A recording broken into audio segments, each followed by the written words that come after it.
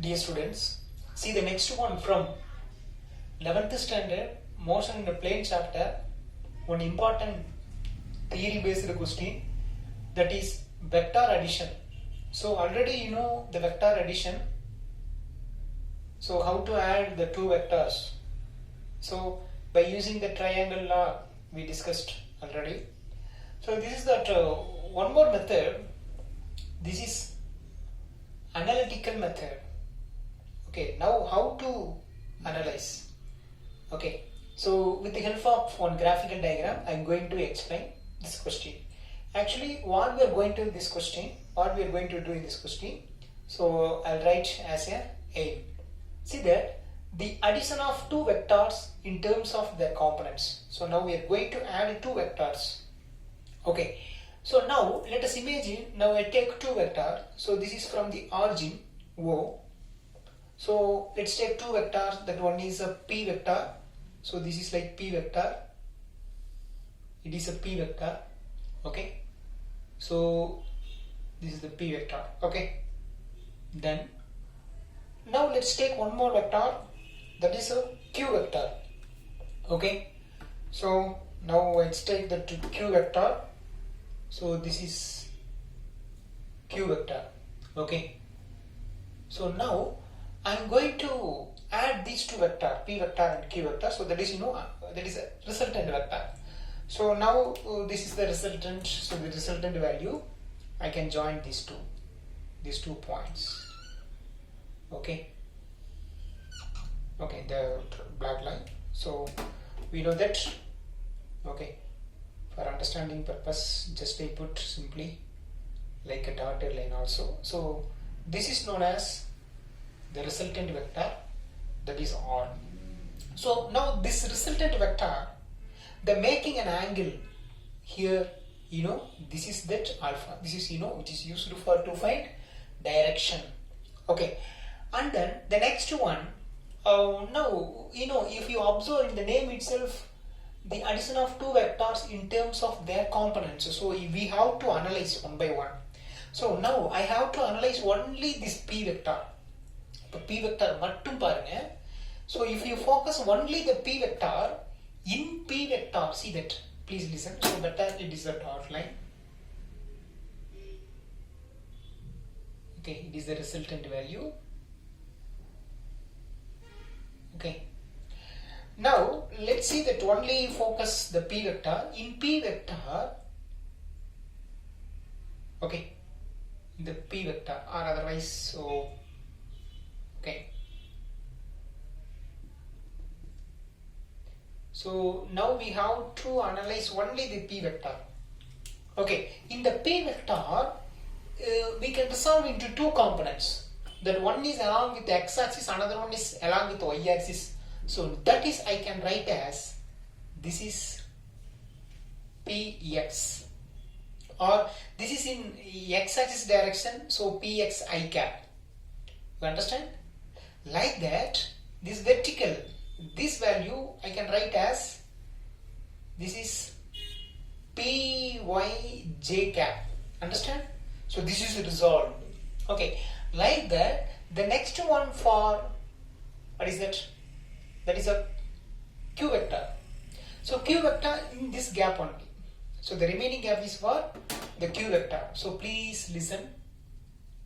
So this gap is for the Q vector. So this is for Q vector. This is Q vector in x-axis. So I can write Qx I cap. Like that, I can write for, like that, I can write for, what is that? In the y-axis. So the same Q vector in the y-axis, we can write as, that is Qy cap. Okay, so now we analyzed only the P vector along x-axis and y-axis. Like that, we analyzed only the Q vector in x-axis and y-axis. But now, what is our aim? We are going to add together.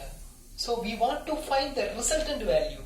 So that resultant value I mention as, that is R vector. இப்போ என்ன பண்றோம்னா எப்படி p vector q vector x axis y ஆக்சிஸ்க்கு பிரிச்சு எழுதுனீங்களோ அதே மாதிரி என்ன பண்றோம் r வெக்டாரும் பிரிச்சு எழுதுறோம். இப்போ எப்படி சார் பிரிச்சு எழுதுறது?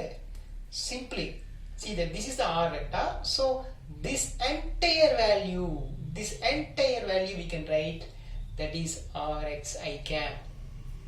Like that for y axis we can write this entire value, we can say that is ry j cap.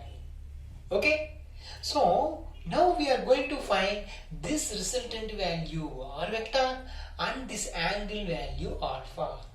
Okay, I hope you understand the diagram. Okay, shall we see the derivation?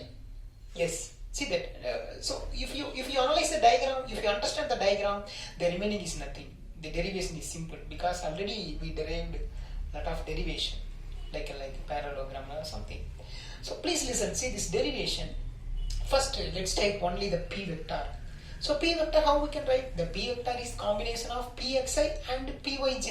So that only I write as a first step, pxi plus pyj cap. Okay, right. See the second step, only for q vector. Only for q vector, how to write?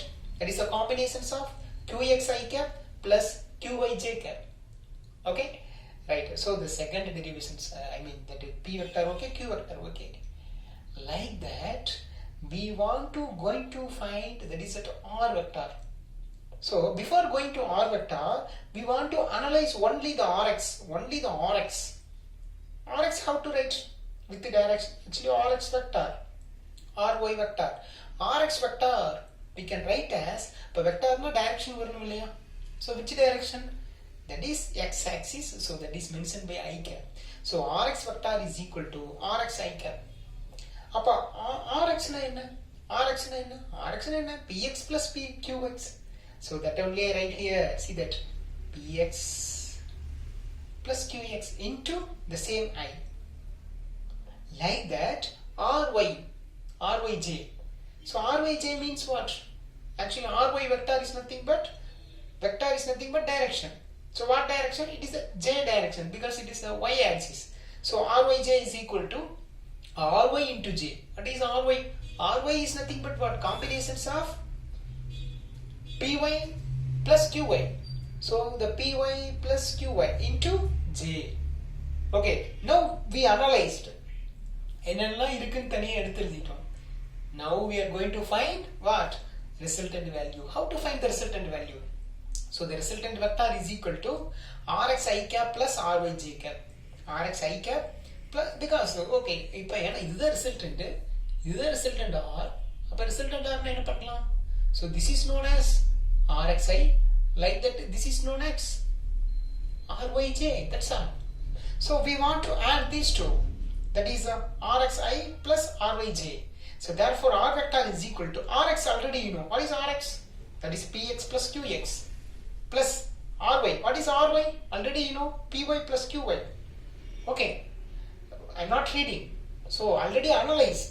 So that value only I'm substituting here, don't mistake me. Okay, so please listen. So therefore this is r vector value with the I cap here, then with the j cap. Now finally we are going to find the resultant value, that is r. How to find the r? Just to take the modulus of r. But modulus of r na enna?